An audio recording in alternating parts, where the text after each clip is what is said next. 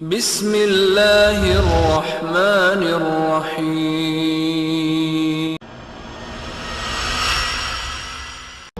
اس لیے وَنُورًا فِي الْقَلْبِ، دل میں جو خوشی پیدا کرنی ہے یہ بہت بڑی نعمت ہے، اور یہ اس نیکی کا نتیجہ ہوتا ہے جس نے اللہ کی رضا کے لیے نیکی کی، اللہ نے اسے قبول کر لیا۔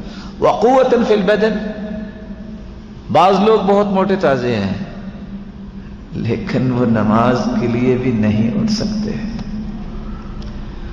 اور امام غزالی کہا کرتے تھے جو ایمان تیرا تجھے گھر سے اٹھا کے مسجد تک نہیں لا سکتا وہ تجھے پل صراط سے گزار کیسے جائے گا۔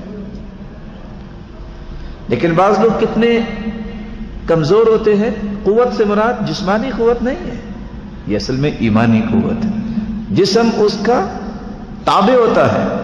عبداللہ بن مسعود رضی اللہ تعالیٰ عنہ اپنے استاد کے ساتھ جا رہے تھے، درخت پہ چڑھے مسواک اتارنے کے لیے، تو اتنے نحیف تھے، فجاءت الریح، جب ہوا آئی تو ان کی ٹانگیں کانپنے لگ گئی، اتنی باریک پنڈلیاں تھیں، تو صحابہ مسکرانے لگ گئے۔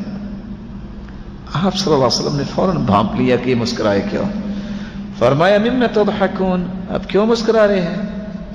او من دقت ساقی، باریک پنڈلیوں کو دیکھ کے؟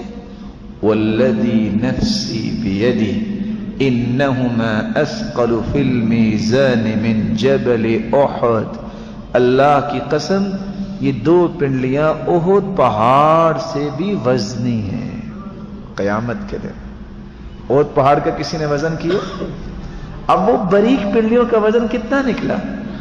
قوت اصل یہ ہے کہ انسان دین کے لیے کھڑا ہو جائے، قوت یہ نہیں ہے کہ انسان کے پاس طاقت بہت ہے لیکن وہ قرآن بھی نہیں پڑھ سکتا، اس کے اتنی طاقت، اتنا بہادر، اتنی قوت، لیکن اس کے ہاتھ بھی دعا کے لیے نہیں اٹھتے، اتنی طاقت کہ اگر کسی کو ایک جو ہاتھ بند کر کے گھونسا لگا دے تو موت واقع ہو جائے، لیکن اس کی طاقت اتنی بھی نہیں ہے کہ زبان حرکت کرے اور کہے لا الہ الا اللہ، استغفر اللہ، اللہ اکبر، لا حول ولا قوت الا باللہ۔ قوت فی البدن، نیکی کی قبولیت کی نشانی یہ ہے کہ جسم میں قوت آ جاتی ہے، اور اللہ کی قسم اگر آپ سلف کی باتیں پڑھیں آپ حیران ہوں گے کتنی زندگی تھی اور کام کتنا کر گئے۔ تبارك الذي نزل الفرقان على عبده ليكون للعالمين نذيرا